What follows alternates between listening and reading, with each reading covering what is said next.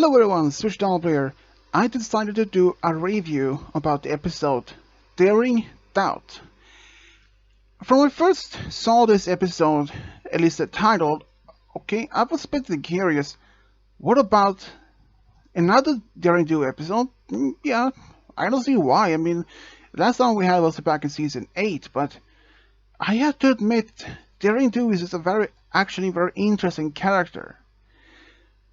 And from what it is, I saw this episode online perhaps a couple of weeks before it was even released in America, which is, I actually have seen a few episodes where they were released quite earlier. Some has been released in China already, or the last ones I saw were released in Netherlands or Holland. Unfortunately, they were only first in Dutch, which I didn't speak. There were no subtitles until later.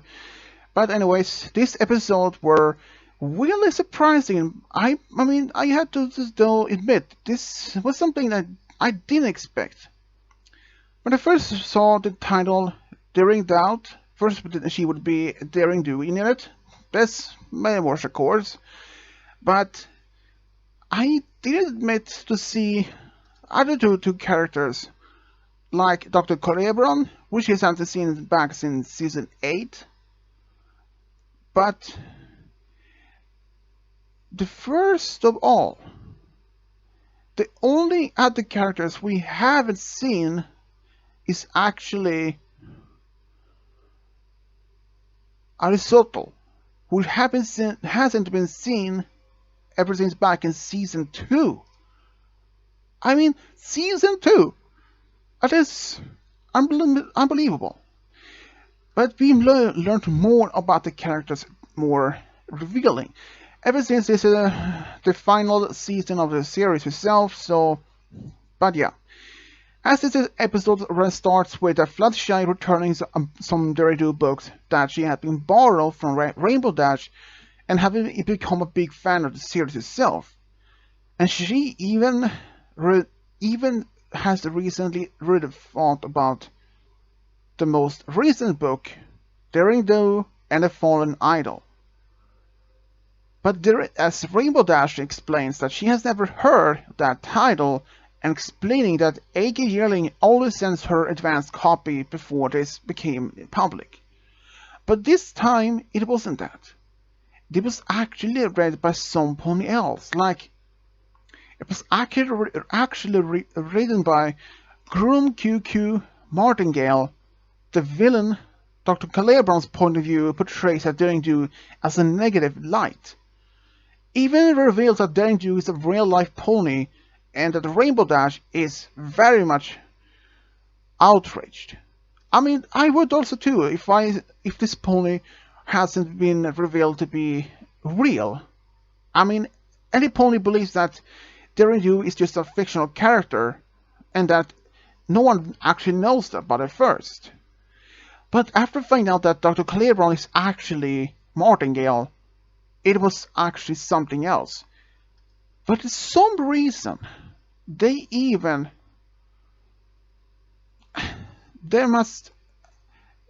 even though the most of her time, they actually wants to. He explains that he wants to find another artifact, some sort of talisman, which can only. This only thing is that they had that Fluttershy, of all the ponies, actually believes in Dr. Colebron that he wants to find it and just find it for good. And he wants for once to do something good. But she didn't know exactly from the first that he actually didn't want to do that. At first he wanted to find it so he can make some profit on it. But to the end, he changed his mind. And this talisman they find has a very unusually effect on ponies, or it is any creature. There's much of these creatures, and even needing or even meeting Aristotle ever since back in season 2. I mean, come on. Alberifer is a very possible good bad guy who has seemed to be back in season 2. I mean, he had the potential to be as a great villain later on in the season. Depending on season 1 or maybe in season 5, 4, or 6. But Hasbro, they decided not to bring him back until season 9. That is just a bit odd. I mean, he had the great potential to be as a bad guy, but it later turns out he wasn't a bad guy at all. Has never been a bad guy. He has actually been a good guy all along. I'll explain why. He is a part of some sort of group. He's actually a guardian. And you may ask, what kind of guardian is Aristotle? Well, he's actually a guardian that protects all very much ancient artifacts. He's announced and he reveals that he is guardian of the Tenochtitlan Basin, which has just protected the artifacts just being stolen by Derindu and Calebron. And both Derindu and Calebron didn't realize it. They had no idea that he was actually a guardian, protecting the ancient artifacts. And also, there were even other guardians or creatures, and he was already in trouble for losing some artifacts that he has sworn to protect. And for some reason, the others, even if they use this Truth Talisman of Tane-Tua, if I pronounce it right, they actually, even in this temple's labyrinth structure where they were in it, even this Fluttershy's kindness convinced her to retrieve the talisman, but only her flight. This seems only to get inside the temple had to use a Pegasi, and Fluttershy voluntarily to get its artifact for him. I mean, even though that he even claimed this talisman, only they managed to escape from this temple well after they got it. Even Derindu was very surprised all of this happened. But most of all, Calebron actually saved Fluttershy from falling in a pit of lava, which was really surprising of his character. I mean, from back season 1, 2 and onwards, he has always been portrayed as a bad guy, always selfish, only thinks about himself and make profit of stolen artifact. But this is really something new about his characters. And as to the end, he even uses the own talisman on himself to reveal that he claims that he wanted to do the first, and that he was to put an simple talisman in a museum, but the Calebron is compelled by the magical properties of the talisman to tell the truth. He reveals that he indeed tricked Fluttershy into joining him the first, but during the time together, he and his henchponies, or at least minions, were better to say, kept value of her kindness and friendship. So they have realized friendship is something more valuable than any ancient artifacts in Prophet itself. Even Fluttershy tries to communicate, even with her animal communication seems to be ineffective of these creatures, at least stone gargoyles, which guarded inside a temple. Even Fluttershy reached out to Aristotle, tried to find a way to reach out the same that she made for Dr. Calebron. She asked him why he's trying to destroy them. And he takes the talisman by this influence of this magic. He explains that he's one of several guardian creatures of Equestria tasked with protecting the artifacts of the temple. a task made difficult by Derindu and Calebron's repeatedly artifact theft. And both of them realize it. And also, in the end of the episode itself, Dr. Calebron actually found out that Derindu is actually in fact Eiki Yearling, and he never thought about that. But most of all, both of them decided to make a book together. After the end of the episode, they realized something was really differently because nobody didn't show up at their day when they published the book together. It turns out there was another author who made another public release of his own book. And nonetheless, it was actually Aristotle. Aristotle is now both a garden creature and an author. He made a book about his point of view from the time when Derindu and Dr. Calebron managed to steal the artifacts from him. But also, this is actually the very first time not perhaps not the first time, but it's another time the villain has been reformed. And then I mean for Dr. Calebron has been reformed. At the first beginning, when I made a fear video that if he could have been reformed, I was not even expect if he could actually been.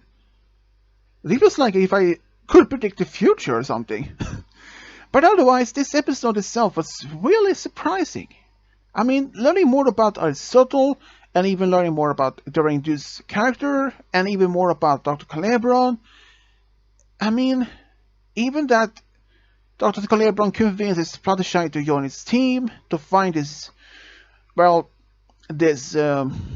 artifact, his talisman, but later trying to find out by himself that he tricked her to join her so that she could sell this artifact for profit. But later then he realized her kindness and that her friendship has been something that is more valuable than anything else. So I believe Dr. Calebron realized it as well as his minions. And I can just say that revealing the truth behind Aristotle's his villain acts was really surprising. Of all along, I thought he was just another bad guy. But it turns out he was actually having a very much important task to take. He was actually guarding the artifacts, or at least the items that he has in the temple, from anyone. And from what I can say, I believe that Derindu and Dr. Calebron somehow gets the back, collects all the items they have been taken from the temple and returns them back to Aristotle, because he was in very much trouble after losing one another artifacts over time. And if the other guardians would have found out, he would get fired from his work. And I strongly believe that both Derindu and Calebron actually returned all the artifacts they had been taken from the temple. And as for his point of view, he thought that Derindu and Dr. Calebron were just thieves, stealing the artifacts, but in point of view from Derindu, she wants to take the artifacts from the temple so that other opponents could see them, observe them from the museum. She thought that was doing a right thing to do, like taking it from a place where it belongs, from the originally placed to another, just to some other can see them, observe them as well, to study them. None of them didn't know about his true purpose for Aristotle. So, I have to say, this episode really surprised me most of all. I couldn't expect to see Aristotle as a good guy, and that Derindu and Dr. Calebron reconciled their rivalry and he became friends and worked together to make an author.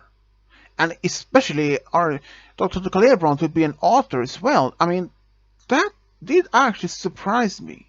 But the most of all, I did not expect to any much of this episode itself. After I even saw it the first time, I was really surprising.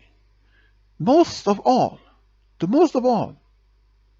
is that during Dew made friend with Dr. Calebron. I do admit, I didn't expect any of that happened. Well, and as for that, yeah. As the rating for this episode, I will say, well, surprisingly, an A+. This both had very much comedy, action. It has almost everything else it had. Just what the episode needed to be great. So that is what I thought about this episode. And if you have your own thoughts or opinions about this episode, let me know in the comment section below. And as always, subscribe, leave a comment, and as always, this is Switch Diablo, over and out.